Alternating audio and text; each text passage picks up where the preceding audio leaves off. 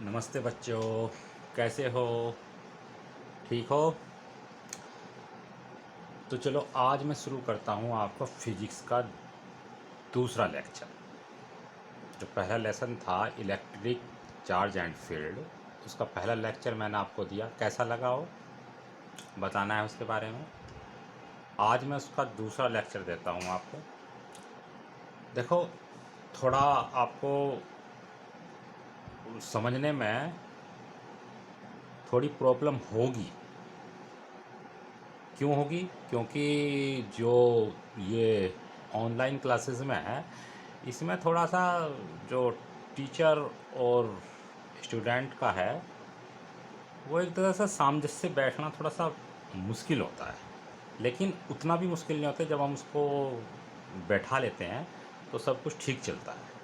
ठीक है, तो चलो आज उसका अगला लेसन, मतलब अगला जो लेक्चर है वो शुरू करते हैं। और क्या है उसके आगे, तो चलो आज पढ़ाता हूँ मैं उसके बारे में। सबसे पहले आज थोड़ा सा बताया जाएगा आपको कि कंडक्टर क्या होता है, चालक। तो सबसे पहले आपको बताया जाएगा कंडक्टर। दो चीज़ बताई जाएंगी, एक तो कंडक्टर,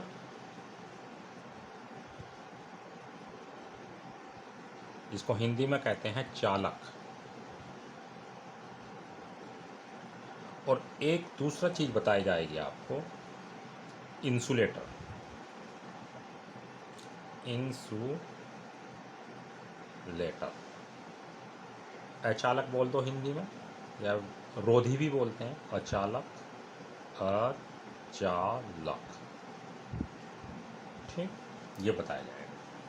देखो, आप कहोगे सर ये तो हम पहले पढ़ चुके हो, भले ही हो तुम पहले ही, लेकिन तुम्हारे उतना चीज़ नहीं नॉलेज में होगी। इसमें छोटी छोटी सी बातें होती हैं जो हमारे प्रॉब्लम को रो मतलब बना देती हैं। इसलिए हर चीज़ आपको क्लियर होनी चाहिए। ठीक है, तो ज़्यादा बड़ा नहीं है, थोड़ा सा डिटेल में से थोड़ा बता देंगे बारीकी से, तो आपको समझ में रहेगा। ठीक है, देखिए, सबसे पहले मैं आपको बता दूं कि ब्रह्मांड का प्रत्येक पदार्थ छोटे छोटे कणों से मिलकर बना होता है, जिनको हम कहते हैं अणु। अणु परमाणु से बना होता है और परमाणु इलेक्ट्रॉन, प्रोटॉन, न्यूट्रॉन से बना होता है। तो जैसे कोई, मैं बता देता हूँ कि जैसे ये कोई पदार्थ है, कोई पदार्थ है, ये इस तरह से उसका परमाणु है, कोई भी एक्स वाई जेड कुछ ही पदार्थ मान लो, सभी के अंदर ये बात होती है। उसके बीच में खोखला भाग होता है, जिसे हम नाभिक कहते हैं, न्यूक्लियस। क्या कहते हैं? न्यूक्लियस। और उसके चारों तरफ इस न्यूक्लियस में प्रोटॉन और न्यूट्रॉन रहते हैं। और इन कक्षाओं में, जो इसके चारों तरफ की ऑर्बिट हैं, इनमें इलेक्ट्रॉन चक्कर लगाते रहते हैं। ये आपने पढ़ा होगा, नाइन्थ टेंथ में भी, टेंथ में भी है ये, ऐसी बात नहीं।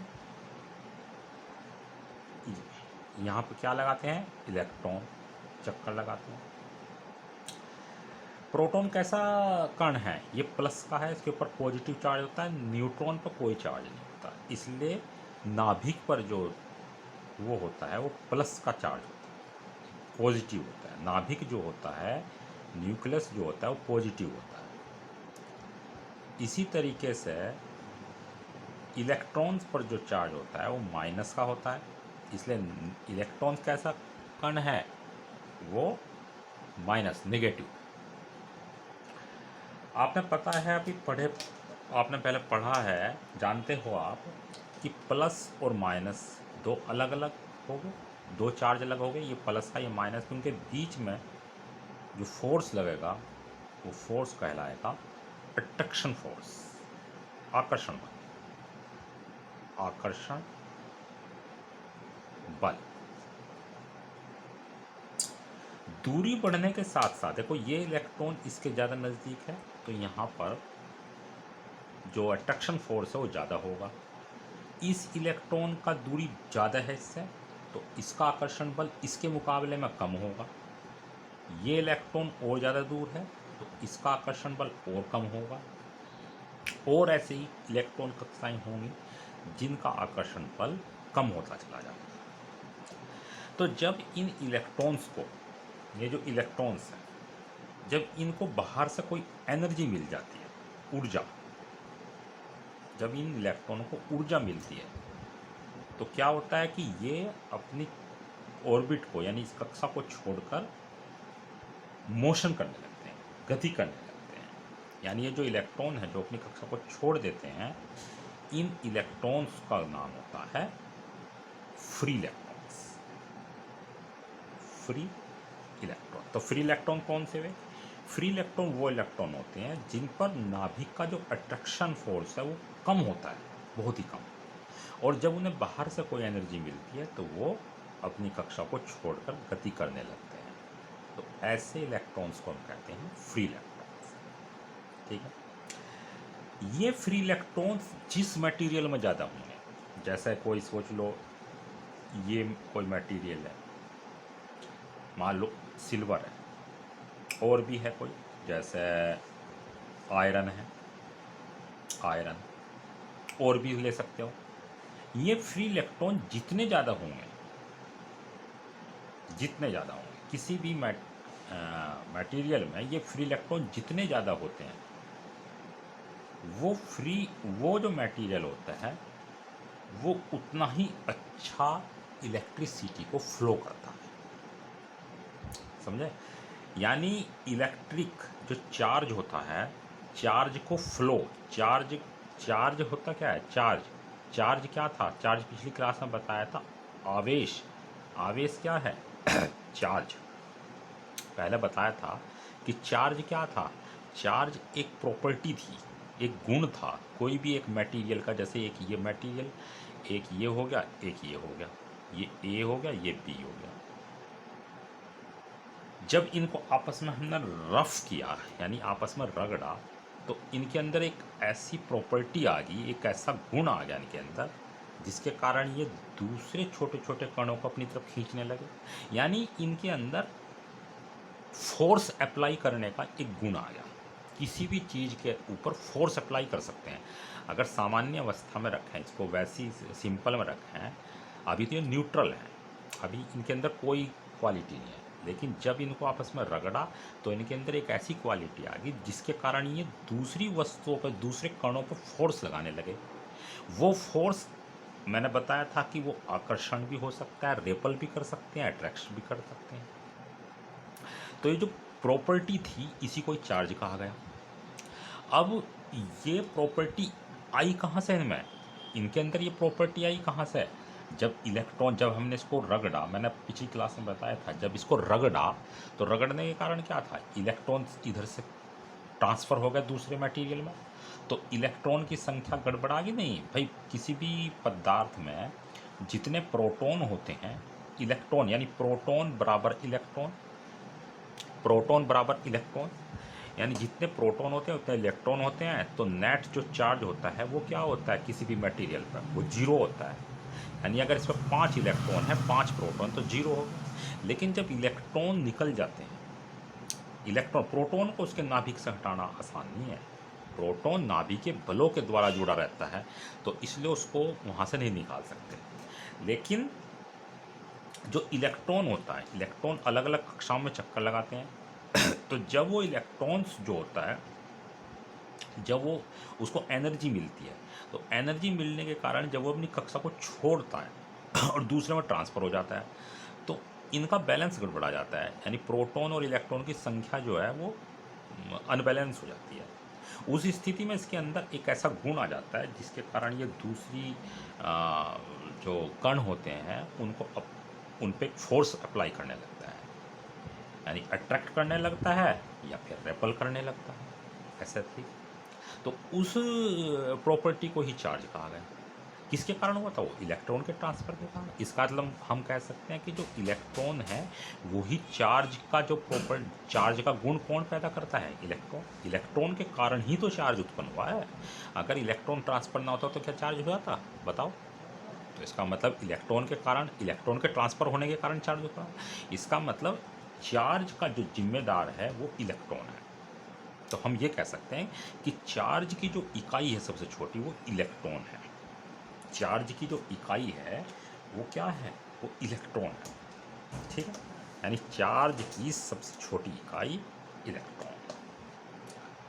ये चार्ज चार्ज की जो यूनिट है वो सबसे छोटी क्या है, वो इलेक्ट्रॉन है। और इलेक्ट्रॉन पर -1.6 इंटू 10⁻⁻19 कूलाम इतना आवेश, इतना चार्ज होता है। ठीक है, तो ये जो इलेक्ट्रॉन्स जब निकलते हैं, ये इलेक्ट्रॉन जो अपनी कक्षा को छोड़कर चले जाते हैं, इनको हम फ्री इलेक्ट्रॉन्स का नाम दिया गया है। ठीक है, ये फ्री इलेक्ट्रॉन जितने ज़्यादा होंगे किसी भी मटेरियल में, जितने, तो वो वस्तु यानी वो ऑब्जेक्ट उतनी ही अच्छी इलेक्ट्रिसिटी को फ्लो करती है। इलेक्ट्रिसिटी को फ्लो करने का जिम्मेदार इन्हीं फ्री इलेक्ट्रॉन्स के ऊपर है। ठीक है, तो जिसमें ज़्यादा फ्री इलेक्ट्रॉन होंगे वो इलेक्ट्रिसिटी को ज़्यादा फ्लो कराएगा, और जो इलेक्ट्रिसिटी को फ्लो करता है उसको ही कहते हैं चालक यानी कंडक्टर। यानी फ्लो ऑफ इलेक्ट्रिसिटी, यहाँ हम कह सकते हैं कि flow of electricity, electric flow of electric यानी विद्युत के प्रवाह को जिसमें होता है उसको हम क्या कहते हैं, कंडक्टर कहते हैं। अब इसके एग्जाम्पल हो सकते हैं, बहुत हो सकते हैं, जैसे कि इसके एग्जाम्पल हैं, एक तो हो गया आपका सिल्वर सबसे अच्छा होता है, कॉपर, और कौन सा है, आयरन। हमारा बॉडी, हमारा ह्यूमन बॉडी, ये क्या है, सबसे अच्छे चालक हैं। अब बात आई इंसुलेटर, अचालक, जिसमें फ्री इलेक्ट्रॉन्स नहीं होते हैं, जिसमें फ्री इलेक्ट्रॉन नहीं होते हैं। इसके अंदर क्या है, इसके अंदर फ्री इलेक्ट्रॉन नहीं होते, तो ऐसे पदार्थों को क्या कहते हैं हम, इंसुलेटर। यानी फ्री इलेक्ट्रॉन होते ही नहीं या फिर बहुत ही कम होते हैं, तो ऐसे हम पदार्थों को कहते हैं इंसुलेटर, अचालक। ठीक है, तो चालक और अचालक इसको अपने माइंड में रखना है कि चालक क्या है, अचालक क्या है। फ्री इलेक्ट्रॉन वो होते हैं जो कक्षा को जल्दी छोड़ देते हैं। ठीक है, अच्छा एक बात और समझोगे, एक चीज और आप समझोगे कि वर्क फंक्शन भी समझ लो थोड़ा सा। वर्क फंक्शन हिंदी में कहते हैं कार्यफलन। आगे वाले लेसनों में और आएगा। अच्छा, यहाँ मैं थोड़ा सा इसलिए बता रहा हूँ, इनकी जरूरत पड़ेगी आप। कार्यफलन, कार्यफलन क्या होता है, देखो जैसे ही कोई मटेरियल, कोई ये पदार्थ, कोई परमाणु है, ये बीच में नाभिक है, प्रोटॉन प्लस न्यूट्रॉन, यहाँ पे क्या है, इलेक्ट्रॉन्स। एक दूसरा ले लो, ये इसका क्या है, प्रोटॉन प्लस न्यूट्रॉन, यहाँ पे क्या है, इलेक्ट्रॉन्स। ठीक है, अब देखो इस इलेक्ट्रॉन्स को, ये इलेक्ट्रॉन क्या होते हैं, चक्कर लगाते रहते हैं ना, इस न्यूक्लियस के चारों तरफ क्या लगाते हैं, चक्कर लगाते हैं। इलेक्ट्रॉन अपनी कक्षा को छोड़ने के लिए तैयार रहता है, लेकिन प्रोटॉन नहीं रहता है। प्रोटॉन को अगर हटाना है तो बहुत ही ज़्यादा एनर्जी का देना पड़ेगा, ये अपनी कक्षा से नहीं हट सकता, लेकिन इलेक्ट्रॉन हट सकता है। अब आप ये देखो कि अगर इलेक्ट्रॉन्स, ये जो इलेक्ट्रॉन्स है, इसको एनर्जी मिल जाए कहीं से बाहर से, तो ये अपनी कक्षा को छोड़ेगा। वो एनर्जी कितनी मिलेगी, अब मान लेते हैं कि इसको मान लेते हैं कि ये जो इलेक्ट्रॉन है अपनी कक्षा को छोड़ने के लिए ये 5 इलेक्ट्रॉन वोल्ट की इसको एनर्जी चाहिए, 5 इलेक्ट्रॉन वोल्ट को। और इस वाले इनको इनको इस वाले को चाहिए कि मान लो अपनी कक्षा छोड़ने के लिए 8 इलेक्ट्रॉन वोल्ट एनर्जी। तो 5 इलेक्ट्रॉन वोल्ट जब हम इसको एनर्जी देंगे, तो एनर्जी देंगे कैसे, आप इसको या तो ऐसे रगड़ो, हीट देंगे।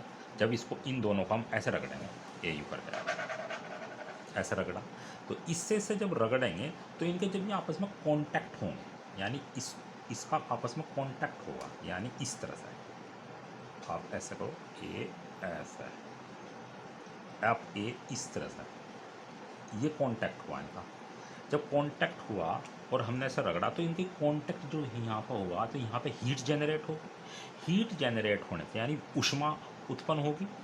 ऊष्मा उत्पन्न होने से अब देखो पहले क्या होगी, पहले 1 इलेक्ट्रॉन वोल्ट की ऊष्मा आएगी, एनर्जी।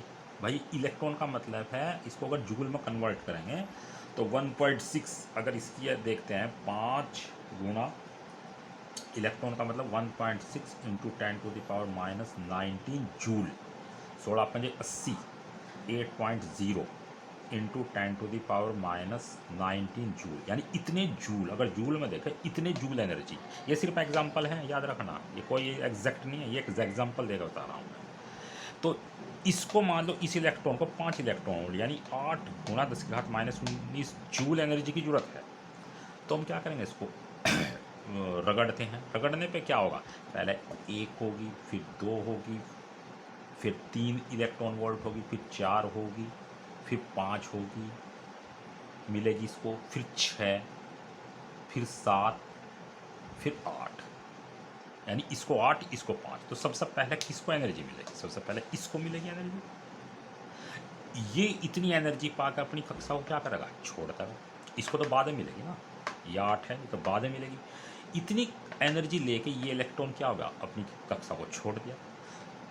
तो जैसे इसने अपनी इलेक्ट्रॉन को अपनी कक्षा को छोड़ा, ये फ्री इलेक्ट्रॉन का कहलावा। उत्तेजित अवस्था, ये इसकी एक्साइट अवस्था हुई, अपनी कक्षा को छोड़ दिया और छोड़ कर क्या हुआ, दूसरे पदार्थ में चला गया। तो ये जो मिनिमम अमाउंट हुआ, जो ये कम से, यानी इसको सबसे कितनी कम ऊर्जा की जरूरत है अपनी छोड़ने के लिए अपनी कक्षा को, 5 की। तो 5 जैसे ही इलेक्ट्रॉन वोल्ट की से एनर्जी मिली, इसने अपनी कक्षा को छोड़कर दूसरे पदार्थ में ट्रांसफर हो गया। तो इतने मिनिमम अमाउंट, यानी वो कम से कम ऊर्जा जो किसी इलेक्ट्रॉन को किसी कक्षा से छोड़ने पर मजबूर करता है, यानी अपनी कक्षा को, यानी जितनी कम से कम ऊर्जा पाकर ये अपनी कक्षा को छोड़ दे, उस ऊर्जा को ही हम कहते हैं कार्य फलन या वर्क फंक्शन, यानी मिनिमम अमाउंट ऑफ एनर्जी। यानी हम ये कह सकते हैं minimum amount, minimum amount of energy, यानी वो कम से कम ऊर्जा जिसको लेने के बाद इलेक्ट्रॉन अपनी कक्षा को छोड़कर दूसरे पदार्थ में चला जाता है, वो ही क्या कहलाती है, उसकी कार्य फलन। तो अब देखो, जिसका वर्क फंक्शन कम होगा, देखो जिसका 5 इलेक्ट्रॉन वोल्ट है, इसका क्या है 8 इलेक्ट्रॉन, तो जिसका वर्क फंक्शन कम होगा तो वो क्या हो जाएगा, इससे इलेक्ट्रॉन गया तो ये पॉजिटिव हो जाएगा, इसमें ये इलेक्ट्रॉन आया, यानी इसका वर्क फंक्शन क्या है, ज़्यादा है, तो ये हो जाएगा निगेटिव। यानी आप ये कह सकते हो कि जिसका वर्क फंक्शन कम होगा, यानी जिसको कम एनर्जी चाहिए, इसका वर्क फंक्शन कम है, तो उससे तो इलेक्ट्रॉन निकलेंगे, और जिसका वर्क फंक्शन ज़्यादा होगा वो इलेक्ट्रॉन को लेगा। जिससे इलेक्ट्रॉन निकलते हैं वो पॉजिटिव हो जाता है, और जिससे इलेक्ट्रॉन जो ग्रहण करता है वो क्या आ जाता है, वो निगेटिव होता है। यानी इसके ऊपर पॉजिटिव चार्ज और इसके ऊपर निगेटिव चार्ज। इस तरीके से जो है हमारा ये वर्क फंक्शन कहलाता है। ठीक है, तो बच्चों ये वर्क फंक्शन था, कंडक्टर था, इंसुलेटर था। इसके बारे में आप थोड़ा ये लिखाएंगे भी हम आपको, ठीक है। इसके जस्ट बाद हम आपको पढ़ाएंगे यानी मेथड ऑफ चार्जिंग, यानी 2 पदार्थों को हम कैसे चार्ज कर सकते हैं, कैसे चार्ज करेंगे हम इसको। 2 मटेरियल हैं, अगर एक ये पदार्थ है, एक ए ये और दूसरा है बी, इन दोनों पदार्थों को हम इसमें किसी को हम चार्ज करना, चार्ज देना है इसको, प्लस का या माइनस का कोई भी चार्ज देना, तो कैसे देंगे। तो उसके कुछ मेथड हैं, 4 मेथड। उन मेथड को हम बताएंगे नेक्स्ट क्लास में। तब तक आप इसका एंजॉय कीजिए। ओके।